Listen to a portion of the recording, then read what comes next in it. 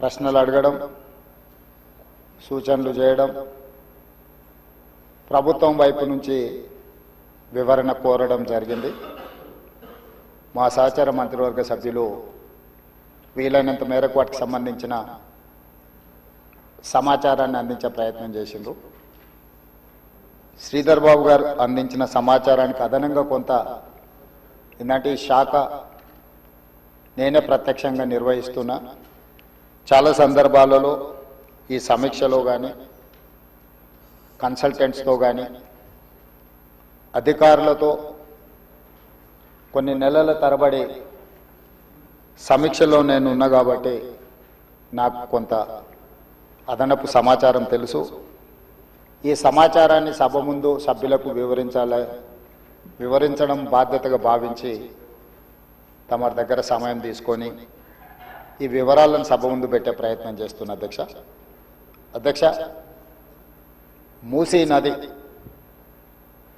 వికారాబాద్ జిల్లా అనంతగిరి కొండల్లో మొదలయ్యి నల్గొండ జిల్లా వాడపల్లి దగ్గర కృష్ణానదిలో కలుస్తుంది. దాదాపుగా అనంతగిరి కొండల నుంచి వాడపల్లి వరకు 240 కిలోమీటర్లు మూసీ నది ప్రవహిస్తుంది. ఈ మూసీ నది మూసీ ఒకటే లేదు అధ్యక్ష, ఇందులో ఈసా నది కూడా ఉంది. मेरे ख्याल से अकबरुद्दीन साहब को पता है, उस्मान सागर से नीचे भापू घाट तक मूसी नदी आएंगे.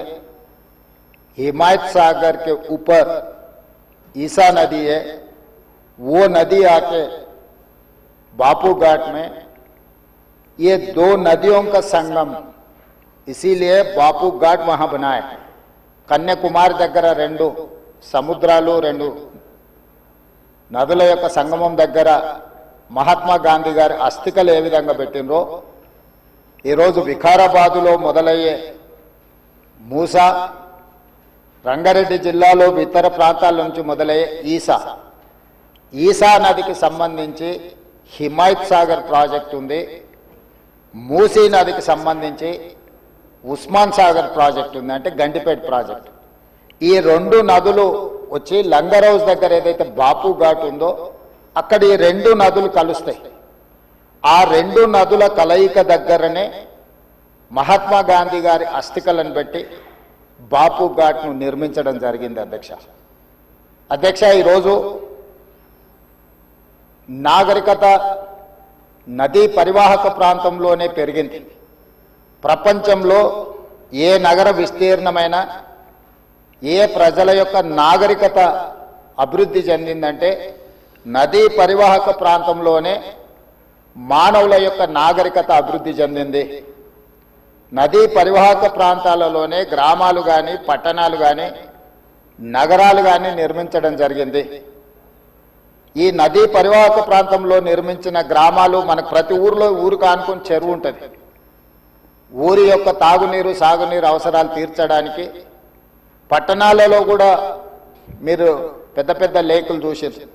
ఈరోజు హైదరాబాద్ నగరంలో కూడా కాకతీయుల నుంచి మొదలు పెడితే కులీ కుతుబ్ షాయిలు నిజాం వరకు ఈ ప్రాజెక్టులను నిర్మించడం ద్వారా ప్రజల యొక్క సాగునీరు తాగునీరు అవసరాలను తీర్చడమే కాకుండా పరిశ్రమలను ఏర్పాటు చేయడానికి కూడా ప్రణాళికబద్ధంగా ఆనాటి కాకతీయ సామ్రాజ్యం నుంచి మొదలు పెడితే చివరి నవాబ్ నిజాం నవాబు వరకు కూడా ఈ నదుల యొక్క పరివాహక ప్రాంతంలోనే ప్రాజెక్టులను కట్టడం జరిగింది. ఈరోజు మంజురా నది ఉండొచ్చు, నిజాం సాగర్ ఉండొచ్చు, లేకపోతే ట్యాంక్ బండ్ ఉండొచ్చు, ఉస్మాన్ సాగర్ ఉండొచ్చు, హిమాయత్ సాగర్ ఉండొచ్చు. వరదలను నియంత్రించాలి. 1908లో ఈ నగరం మీద వరద తుఫాను ఉప్పెనై వేలాది మందిని బలిగొన్నప్పుడు నిజాం సర్కార్ నిజాం ప్రభు మనసు చెల్లించి ఈ సమస్యకు శాశ్వత పరిష్కారం చూపించాలి అని చెప్పి ప్రపంచ స్థాయిలో ఆ రోజుల్లోనే టెండర్లు పిలిచి సాంకేతిక నిపుణులను నియమించి మోక్షగుండం విశ్వేశ్వరయ్య ద్వారా శాశ్వతంగా ఈ నగరానికి వరద ముప్పు నుంచి రక్షించడమే కాకుండా తాగునీటి సమస్యను పరిష్కరించడానికి 1908లో నిజాం సర్కార్ ఈ కార్యక్రమాన్ని ఈ ప్రాజెక్టును చేపట్టడం జరిగింది. 1921-22కు ఉస్మాన్ సాగర్ హిమాయత్ సాగర్ ప్రాజెక్టులను నిర్మించి ఈ రోజుకు 105 సంవత్సరాలైన ఈ పట్టణం నగరం మహానగరంగా విస్తరించిన 105 సంవత్సరాల క్రితం నిజాం ప్రభు నిర్మించిన ఉస్మాన్ సాగర్ హిమాయత్ సాగరే హైదరాబాదు ప్రజల యొక్క దాహార్తిని ప్రజలకు పాపులర్గా గండిపేట నీళ్ళు అని తెలుసు. హైదరాబాద్కి ఎవరైనా వచ్చి కొంచెం హుషారైతే గండిపేట నీళ్ళు అడ్డట్టున్నాయని అంటుంటారు మనోళ్ళు పెద్దలు.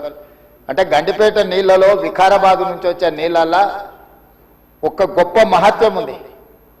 వికారాబాద్ అడవి ఏదో పిచ్చి మొక్కలతో మొలిచిన అడవి కాదు అధ్యక్ష, వనమూలికలతో కూడుకున్న అడవి.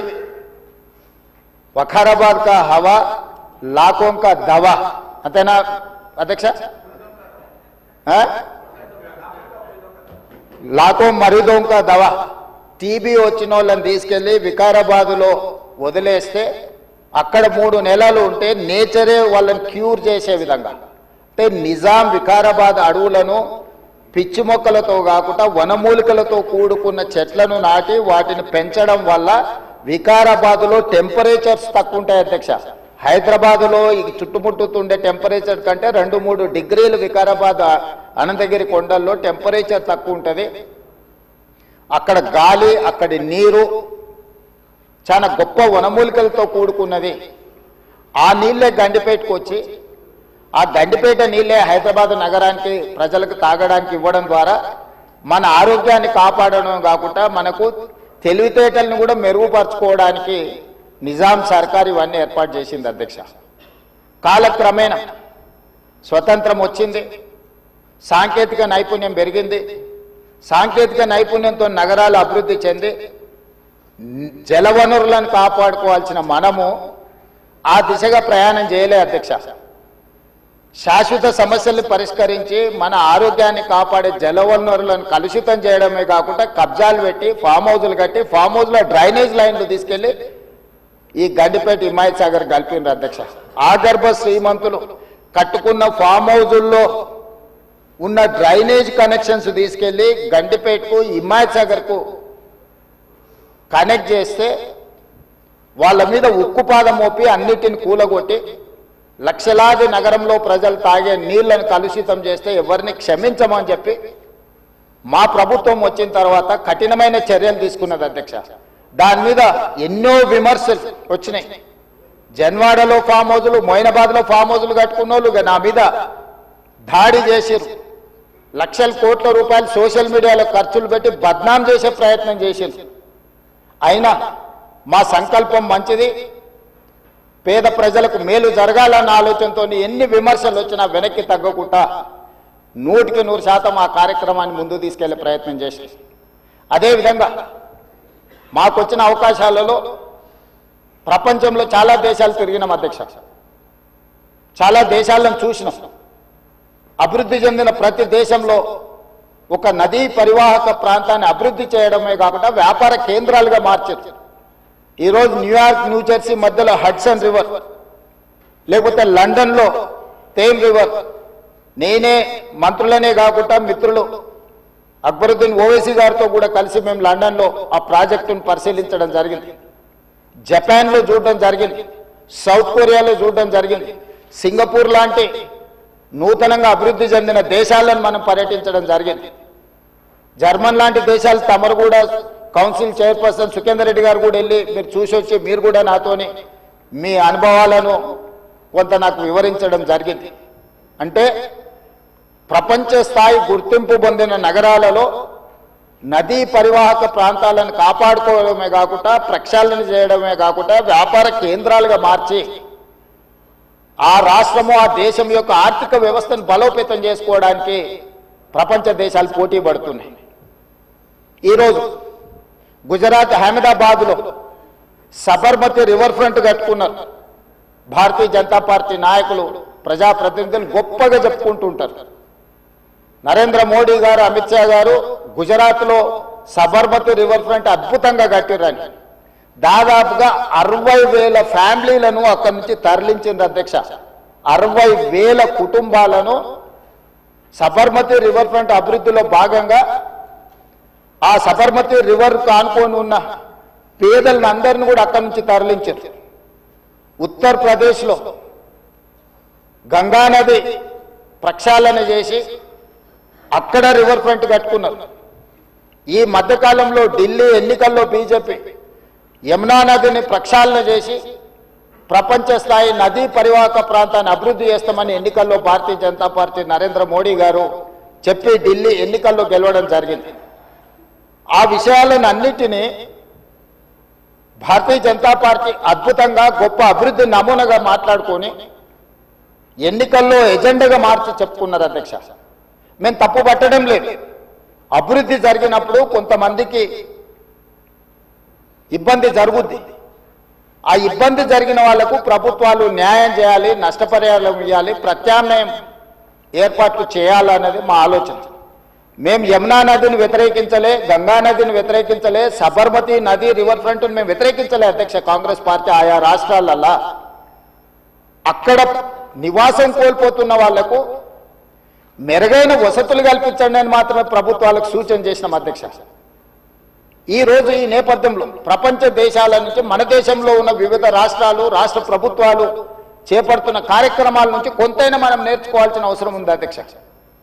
వాళ్ళందరికంటే ముందు నిజాం సర్కార్ మూసీ నది రివర్ ఫ్రంట్ ను నిజాం కట్టిండి అధ్యక్ష. వీళ్ళందరూ మేల్కోకముందే మీరు పురాణపూల్ బ్రిడ్జ్ నుంచి మక్కా మసీద్ నుంచి మీరు ఆ లైన్ అంతా చూడండి. Gulzar house, Mozamjahi market,